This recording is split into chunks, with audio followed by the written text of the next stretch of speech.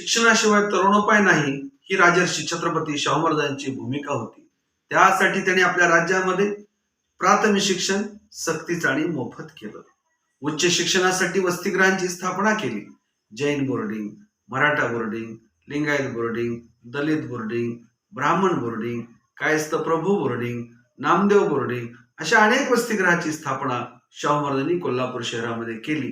त्या काळामध्ये कोल्हापूरची ओळख बोर्डिंग सिटी अशी जगभरामध्ये होती. राजर्षी छत्रपती शाहू महाराजांच्या संस्थेमध्ये अनेक विद्यार्थी शिकून जगभरामध्ये गेले.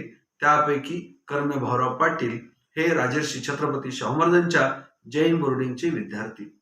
अधीक्षकांनी एके दिवशी कर्मवीर अण्णांना वसतिगृहाच्या बाहेर काढलं. कर्मवीर अण्णा थेट शाहू महाराजांच्याकडे आले आणि त्यांच्या राजवाड्यावरती राहून त्यांचं पुढे शिक्षण झालं. 6व्या वर्गामध्ये असताना कर्मवीर अण्णा नापास झाले हे शाहू महाराजांना समजले. शाहू महाराजांनी त्यांच्या शिक्षकाला भार्गवराव कुलकर्णी यांना बोलावून घेतलं आणि सांगितलं की गुरुजी, मुलगा मार्कात कमी असेल पण गुणवान आहे, चिकाटीचा आहे, दूरदृष्टीचा आहे, व्यापक विचारांचा आहे, त्याला वरच्या वर्गामध्ये पाठवा.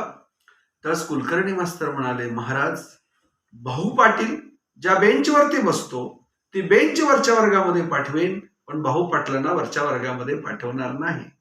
ज्या कर्मे भाऊराव पाटलांना 6वा वर्ग उत्तीर्ण होता आला नाही, 6व्या वर्गामध्ये ते नापास झाले, त्याच कर्मे भाऊराव पाटलांनी रयत शिक्षण संस्थेची स्थापना केली. जगविख्यात संस्था, आशिया खंडातील सर्वात मोठी संस्था.